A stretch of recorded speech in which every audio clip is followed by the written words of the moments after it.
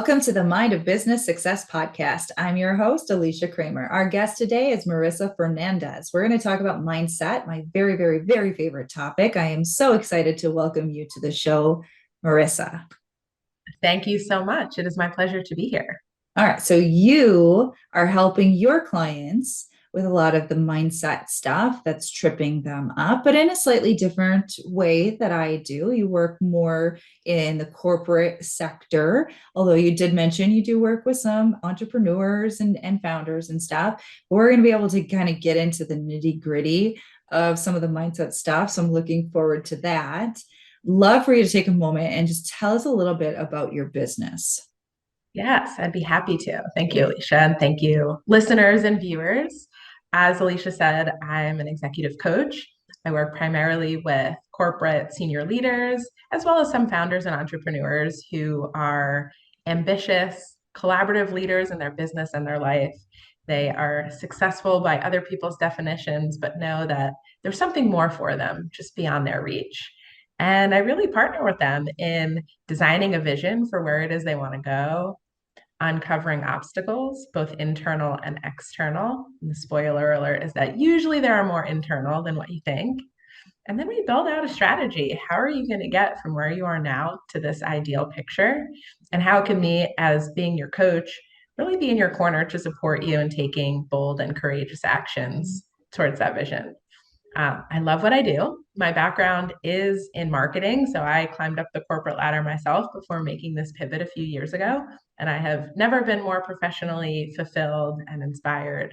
And I love helping other people connect with that level of inspiration in their careers as well. So you mentioned, yeah, I love how you led into that spoiler alert, right? It is a lot of times more of the inner game than the outer game. It is a lot more of the mindset than actually just like the tactical, strategical doing of the things that are going to get you from where you are to where you want to be. So as you're working with your clients, I'm sure you're seeing a lot of the same sort of stumbling blocks. I'm noticing that even if I am working with a client in completely different industries with completely different social, socioeconomical backgrounds, maybe one came from an affluent family and one came from literally nothing, that there are sort of these almost categorical similarities where people are bumping up against a lot of the same types of challenges. They just have different associations in their mind, different memories and different types of experiences, but it's a lot of the same crap that we're all working through. So from your perspective, I'd love to hear from you. What are the things that you're frequently seeing your clients bumping up against that they have to shift in order to get to the next level? Yeah, I observe the same things as well. There's a lot of commonalities, and part of the irony is that people are feeling like they're having this very unique, often isolating experience. And then meanwhile, everybody who I talk to is having the same experience in an isolated way. The one thing that came to mind as you were sharing is the idea of imposter syndrome or challenges with confidence, which is related to imposter syndrome. I have yet to talk to a leader who hasn't experienced that in some way, shape, or form, who hasn't come up against the mental block that, do I deserve to be here? Are people looking at me like I'm a fraud? And I think that that's often compounded by this idea that people think, well, once I get to a certain level, I'm certainly not going to feel like an imposter. Or once I've achieved a certain amount, this has to go away, right? And so then when it rears its ugly head again, there's even more disdain and resistance and resentment for its presence in our life, which doesn't help us to dissipate its feelings. So that's definitely a big one. Similar to you, different socioeconomic classes. I work with people of different races and genders and experience, and all of them have or are wrestling with some degree of lack of confidence or imposter syndrome in getting to where they want to go. Imposter syndrome is something that frequently comes up. It's kind of ironic that I recently interviewed a PR consultant who had never heard of imposter syndrome. And I thought to myself, probably not the right fit then. Who hasn't heard of imposter syndrome by now? It is sort of I refer to it as kind of an umbrella term, right? It's a box that we sort of fit all sorts of challenges into that always come down to insecurities, right? Like, I'm insecure because fill out the form here. What are all the reasons that I feel insecure or less than, that somebody's better than me? I'm not making as much money as I could be or should be, or people think that I am. I don't have as much experience as this person or that person, or I believe I am supposed to have. It's always rooted in some form of insecurity. You'll hear people sort of talking about these cliches almost, right? So comparing yourself to others, stop comparing and this and that. And that's easier said than done, because that is just the way our minds work, right? Where we learn by observation, we learn by comparison. We compare this to that. That's how our mind works. And so to simply say, oh, well, don't compare yourself to that person, right? That's an evolution. That's like a conscious evolutionary process that we need to go through in order to not be comparing ourselves to others, or judging our circumstances, or being intimidated by this, that, or whatever else. And from your perspective, I'm curious, when we're talking about these individuals who are successful by other people's standards, I see it all the time with my entrepreneurial clients, right? Other people are sort of looking at them on like this pedestal. Oh, they have this level of success. They have this level of status. They have this many followers. They have this much revenue, whatever it is. And they're feeling those feelings of inadequacy or insecurity, or comparing themselves to their peers. Oh, I've got this going on, but I'm not even looking at this success because I'm seeing this deficit over here. How are you guiding your clients through that?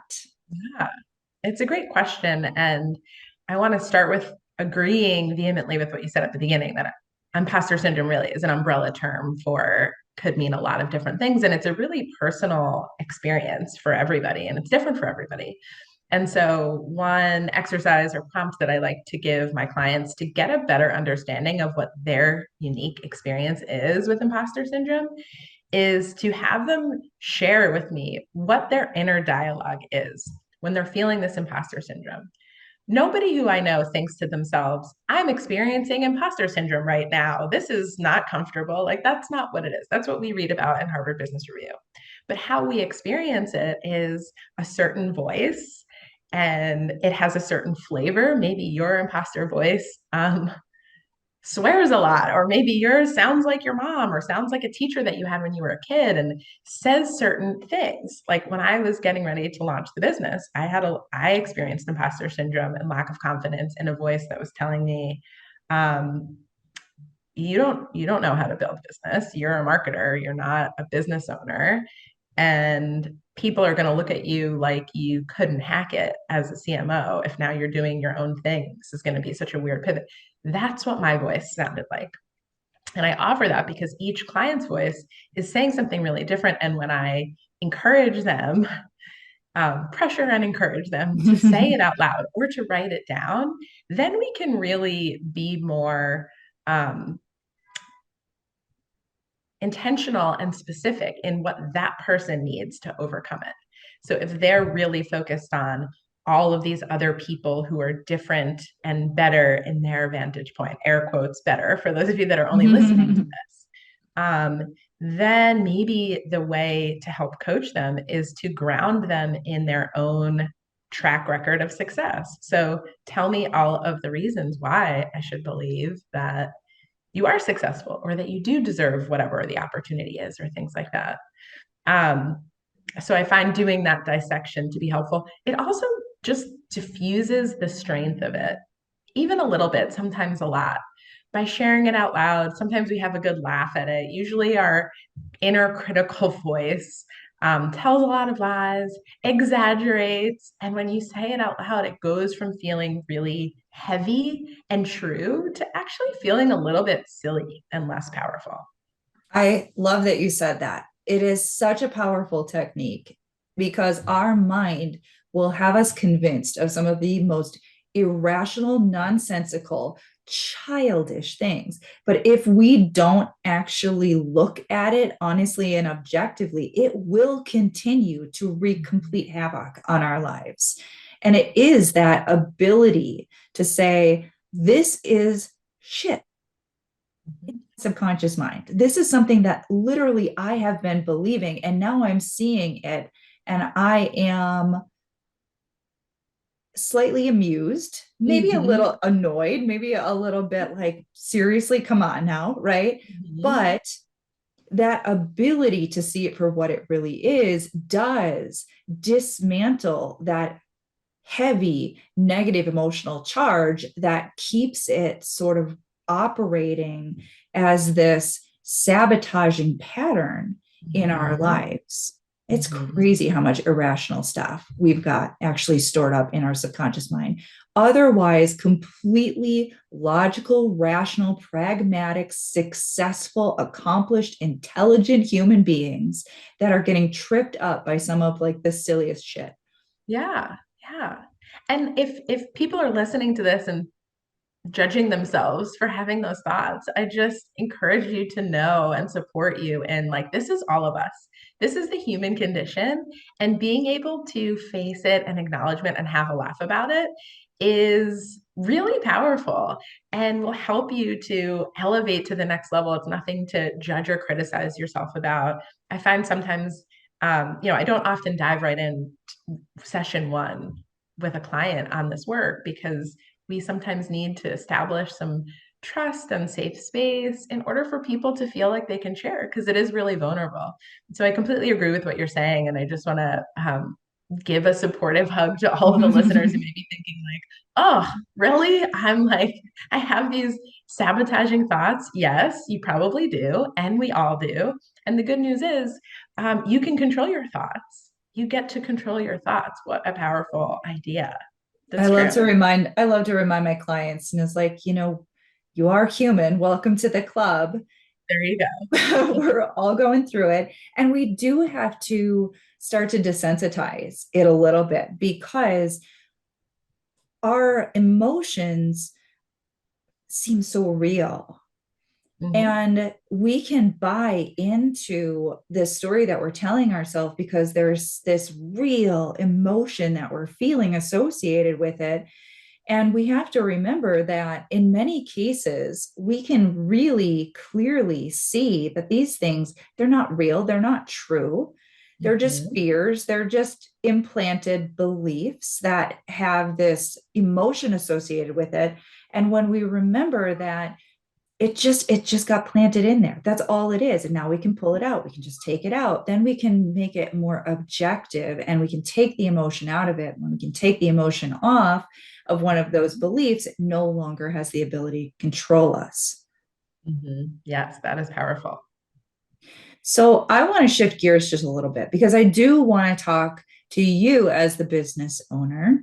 Mm-hmm. And you already gave us a little bit of an insight into your own mindset journey as a business owner, but I would love if you would maybe share with us a mindset obstacle that you personally had to overcome in order to get to where you are today. Mm-hmm. Yeah, I would be happy to. And I work with a coach on this. So these are not things that I've arrived at on my own. I don't know that I would. And I'll share that some of my thoughts and beliefs on paper they look okay. Like they're sort of sneakily holding me back. I'll share with you what I mean. I had a thought when I first launched the business that coaching was going to be less financially viable than a corporate career, but it would be more fulfilling and less stressful. So it would be worth it. That sounds like a pretty good thought, right? Like that on paper doesn't look like, oh, that's like a saboteur. But what I realized is, in a sneaky way, it kind of was.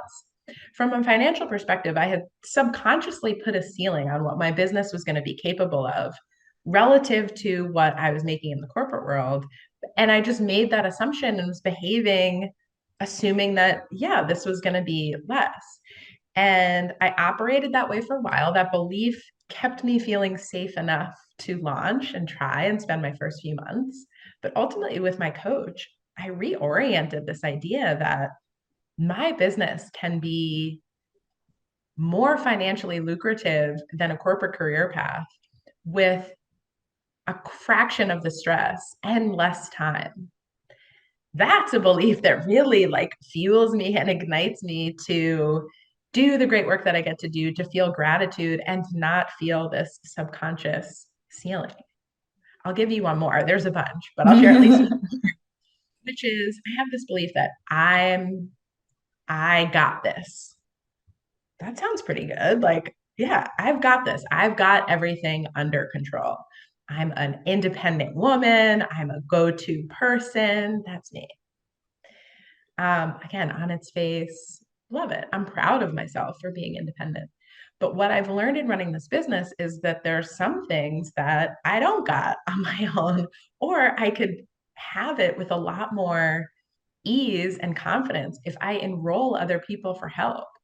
If I open myself up to the vulnerability to admit where something is not my strength and decide to make either an ask of a friend or a family member or an investment in an expert for somebody to do something for my business in a way that I can't, I don't need to be the one that's got this for every single thing.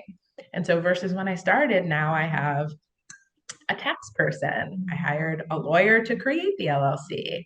I have a coach myself that I invest a significant amount of resources in to help me continue to build the business and to build myself into the leader that I want to be.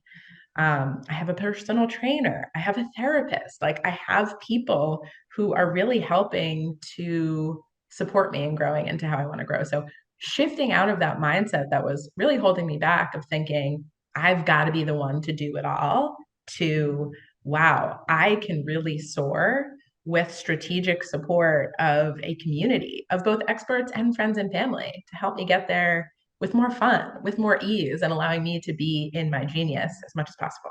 There's a couple of reasons that I absolutely loved what you shared.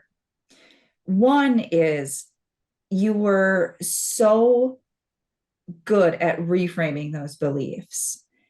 And the other is that people have this idea that mindset is either like fluffy bullshit, like positive motivational quotes, or it is this deep healing work where all of our limiting beliefs are these humongous obstacles, and neither of those are entirely accurate. Mm-hmm, mm-hmm. That a lot of our mindset stuff is just about identifying how some of these things that we just sort of believe and take at face value as this is just who I am, this is just the way that it is. If we can soften up the resistant energy, the negative side of it, it doesn't mean we're throwing out the entire belief. A lot of our beliefs have sort of kind of this mix of being both empowering and disempowering. And if we can take the negative out of the equation, embrace the positive, reframe the negative, now we are setting ourselves up for greater success. And that really, in my opinion, is what the mindset work is about. It's more about refining. Yes, sometimes we have some deep issues we have to work through, right? But most entrepreneurs get it, that it is this process of consistent improvement. It is, how can I make this better? How can I optimize this? How can I streamline this? How can I make this ad perform a little bit better? How can I get my team to be a little bit more synergistic? You know, there's this understanding that it is about this consistent improvement. And it is this consistent improvement within our own thinking and our ability to be aware of, hey, there's a little bit of offness here in this. And that doesn't mean I have to throw it out completely. It just means let's clean up the offness, because now I can keep all the good without the bad. Mm-hmm. Yeah. Yes, completely agree. And I gave those examples for a reason because you're right. I don't think that the work typically lives at those extremes that you shared. It really can be slight tweaks to our belief system that can make a really big difference, not just in the actions that we're now able to take or the options that we can now see, but in our emotional state. You talked about like our feelings feeling really real. There's a big difference in how I feel when I think of I've got this and I have the weight of the world on my shoulders and I'm the one that has to do it, versus how I feel when I think, wow, this like community of people who support and love me are going to help carry me to where I need to go. And I'm, leading the charge, but your emotions also can really powerfully shift with a small tweak in your mindset. Yeah, absolutely. And that really is the fuel. And so many Mhm. people say, I need more motivation or I need more confidence. And all of that is that emotional journey. It is the inner journey. Mhm. And I just love having a conversation where we can kind of bring it down to kind of this practical, pragmatic way of looking at how the mind works, how it influences our behaviors and our actions, and how we actually are able to create these businesses and lives that we truly do love, right? Creating an environment for ourselves that feels good has so much to do with that inner game. Yes, absolutely. So let's tell our listeners how they can connect with you so they can learn more about your business, more about the work that you're doing, reach out, connect with you. Can you share your website and anywhere else that you want to direct our listeners to? Yes, I would be happy to connect with your listeners. My website is www.marissalfernandez.com. You can read more about me, my services, and reach out if you want to connect. I also am fairly active on LinkedIn, so you can find me there as well, Marissa Fernandez. Perfect. And because you are a fellow mindset expert, I want to ask if there is something you'd like to leave us with. Hmm. Love the question. Here's what I'll leave everyone with: a powerful idea that was shared with me. I did not invent it. And that is that your mindset is either propelling you towards or preventing you from the life that you want to live, the vision that you have set for yourself. And so I just encourage you, with all the love and compassion that you can muster up, look inwards and decide, in this moment, is your mindset propelling you forward or preventing you from getting where you want to go?